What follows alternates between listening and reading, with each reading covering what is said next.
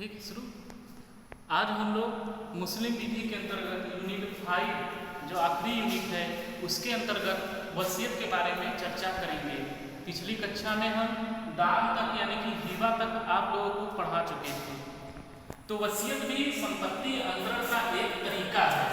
वसीयत संपत्ति अंतरण करने का एक तरीका है। वसीयत के द्वारा भी संपत्ति अंतरित होती है। संपत्ति को अंतरित करने के जो तरीके हैं कि संपत्ति कितने प्रकार से अंतरित है, जैसे कि विक्रय के द्वारा हो सकता है, फिर उसके बाद दान हो सकता है या उसका वसीयत हो सकता है। ये संपत्ति का अंतरण ऐसा है जिसमें कि संपत्ति का स्वामित्व पक्षकार के पक्ष में, जिसके पक्ष में हम विक्रय कर रहे हैं या दान कर रहे हैं या वसीयत कर रहे हैं, उसमें पूर्ण रूप से समाहित हो जाती है। जैसे कि पट्टा है, बंधक है, ये भी संपत्ति का अंतरण है, लेकिन इसमें संपत्ति का स्वामित्व अंतरित नहीं होता है। उसमें केवल संपत्ति का उपयोग और उपभोग करने का अधिकार ही अंतरित होता है। जबकि विक्रय है, दान है और वसीयत है, इन तीनों में क्या होता है कि संपत्ति का स्वामित्व ही अंतरित हो जाता है।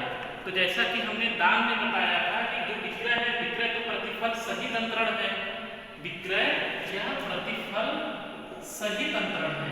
इसमें प्रतिफल रहता है, पैसे के रूप में या किसी अन्य संपत्ति के रूप में कोई ना कोई प्रतिफल रहता है, तब वो विक्रय हो जाता है। तो यहाँ पर अब हम देखते हैं दान और वसीयत। जैसे कि पिछली कक्षा में हमने मुस्लिम विधि के बारे में, दान या हिबा के बारे में बताया। दान भी संपत्ति का अंतरण है। यह संपत्ति का ऐसा अंतरण है जो कि प्रतिफल रहित अंतरण होता है। दान एक प्रतिफल रहित अंतरण माना जाता है। दान एक प्रतिफल रहित अंतरण है। इसी प्रकार से वसीयत भी एक प्रतिफल रहित अंतरण है। दान और वसीयत दोनों में ही जो संपत्ति का स्वामित्व का अंतरण किया जाता है, दोनों प्रतिफल रहित होता है, यानी कि विदाउट कंसिडरेशन। इसमें कंसिडरेशन कुछ नहीं होता। दान में भी दानकर्ता अपनी इच्छा से संपत्ति दूसरे पक्षकार को या दूसरे व्यक्ति को अंतरित करता है, और वसीयत में भी वसीयत करता अपनी संपत्ति जो है कि वसीयतदार को बिना किसी प्रतिफल के अंतरित करता है। तो दोनों में अंतर क्या है? इसमें और हिबा और वसीयत में अंतर क्या हुआ? तो हिबा और वसीयत में जो मूलभूत अंतर है वह यह है कि दान तुरंत प्रभावी होने वाला अंतरण है। जैसे ही दान किया गया और दान ग्रहता ने उस दान को एक्सेप्ट कर लिया, दान तुरंत प्रभावी हो जाता है। जबकि जो वसीयत है, वसीयत केवल एक घोषणा है, एक विधिक घोषणा। अब इच्छा की विधिक घोषणा है, यानी कि अपनी संपत्ति को अंतरित करने की इच्छा की एक विधिक घोषणा है, जो कि वसीयतकर्ता की मृत्यु के पश्चात प्रभावी होता है। जो वसीयत है वह वसीयतकर्ता की मृत्यु के पश्चात प्रभावी होता है। जब तक वसीयतकर्ता जीवित है तब तक यह जो संपत्ति का अंतरण जो इस वसीयत के अंतर्गत किया गया है वह प्रभावी नहीं माना जाता है, जब तक कि वसीयतकर्ता की मृत्यु न हो जाए। दान में ऐसा नहीं है। दान भी प्रतिफल रहित अंतरण है। तो हिबा में जैसे ही संपत्ति का अंतरण किया गया वैसे ही, और दान ग्रहता में जैसे ही इसको एक्सेप्ट कर लिया, दान पूर्ण हो जाता है। जबकि वसीयत में ऐसा नहीं है। वसीयत प्रभावी तब होती है जबकि वसीयतकर्ता की मृत्यु हो जाती है और उसके पश्चात तक संपत्ति वसीयतदार को मिलती है। तो इस प्रकार से वसीयत की हम ये परिभाषा दे सकते हैं कि वसीयत एक ऐसी विधिक घोषणा है या वसीयतकर्ता के इच्छा की एक ऐसी विधिक घोषणा है जो कि उसकी मृत्यु के पश्चात प्रभावी होती है, उसके पहले नहीं। इस प्रकार से जो वसीयत है, वसीयत के लिए दो पक्षकारों का होना आवश्यक है। पहला है वसीयतकर्ता और दूसरा है वसीयतदार। तो वसीयतकर्ता किसे कहेंगे? कि वसीयतकर्ता जो कि किसी व्यक्ति या व्यक्तियों के पक्ष में अपनी संपत्ति का वसीयत करता है, उसको वसीयतकर्ता कहा जाता है। और वसीयतदार किसे कहेंगे? कि ऐसा व्यक्ति या व्यक्तियों का समूह जिसके कि पक्ष में वसीयतकर्ता ने अपनी संपत्ति अंतरित किया है या उसको वसीयत की है।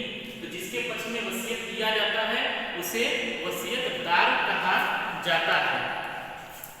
अब देखते हैं कि एक जो वसीयत है इसकी विशेषता क्या है। वसीयत की विशेषता यह है कि वसीयत में जो संपत्ति का अंतरण होता है वह प्रतिफल रहित अंतरण माना होता है। उसमें कोई किसी प्रकार का कोई प्रतिफल नहीं होता।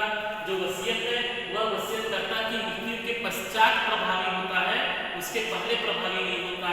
यह एक प्रकार की केवल एक विधि घोषणा होती है, उसकी इच्छा की, वसीयतकर्ता की इच्छा की एक लीगल डिक्लेरेशन है या विधि घोषणा है कि वह अपनी संपत्ति जिसको देना चाह रहा है वह तब प्रभावी होगा जबकि उसकी मृत्यु हो जाएगी। मृत्यु के पश्चात यह अपने संपत्ति का उत्तराधिकारी खुद चुन लेता है कि हमारी संपत्ति का उत्तराधिकारी कौन होगा। यदि उस आशय की वह विधि घोषणा कर देता है तो वही वसीयत होता है और वह उसकी मृत्यु के बाद ही प्रभावी होगा, उसके पहले नहीं। जो वसीयत है, एक वैध वसीयत के लिए आवश्यक शर्तें क्या क्या है? तो एक वैध वसीयत के लिए 5 आवश्यक शर्तें मानी गई हैं। ये जो भी शर्तें हैं ये मुस्लिम विधि के अंतर्गत जो वसीयत किया जा रहा है उसके लिए है। यानी कि यदि वसीयत का पक्षकार मुस्लिम है तब यहाँ पर मुस्लिम विधि लागू होगी वसीयत पर, और यदि वसीयत का पक्षकार मुस्लिम नहीं है तो वसीयत का जो सामान्य नियम पूरे भारतवर्ष में लागू है वही नियम इस वसीयत पर भी लागू होता है। तो वसीयत के लिए तो सबसे पहला आवश्यक शर्त है कि वसीयतकर्ता सक्षम होना चाहिए। वसीयत के लिए कि वसीयत के 5 आवश्यक शर्तें मानी जाती हैं। 5 आवश्यक शर्तें ये हैं कि वसीयतकर्ता सक्षम हो, फिर वसीयतदार अर्थात जिस व्यक्ति के पक्ष में वसीयत किया जा रहा है वह सक्षम हो, फिर है तीसरा कि वसीयतकर्ता की सहमति स्वतंत्र हो, और चौथा है वसीयतदार की भी सहमति स्वतंत्र हो, और पांचवा है औपचारिकताएं। तो सबसे पहले देखते हैं वसीयतकर्ता की सक्षमता कि वसीयतकर्ता की सक्षमता होती क्या है। तो एक व्यक्ति या एक वसीयतकर्ता को अपन वसीयत करने के लिए सक्षम होने के लिए यह आवश्यक है कि उसे वयस्क होना चाहिए, उसको वयस्क होना चाहिए, स्वस्थ मस्तिष्क का होना चाहिए, स्वस्थ मस्तिष्क का होना चाहिए, और उसे संपत्ति का यानी जिस संपत्ति का वह वसीयत कर रहा है उस समय उसका स्वामी होना चाहिए। ये 3 योग्यताएं हैं।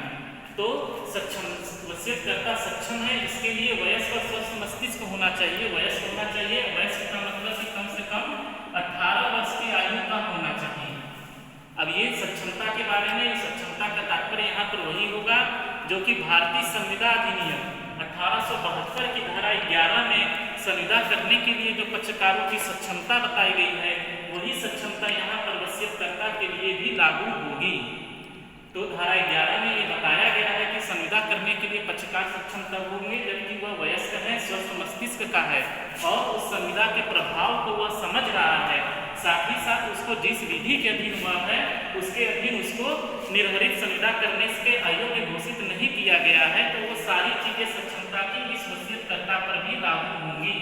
और साथ ही साथ चूंकि हम मुस्लिम विधि के अंतर्गत वसीयत पढ़ रहे हैं इसलिए मुस्लिम विधि का नियम लागू तब होगा जबकि वह वसीयतकर्ता मुस्लिम हो।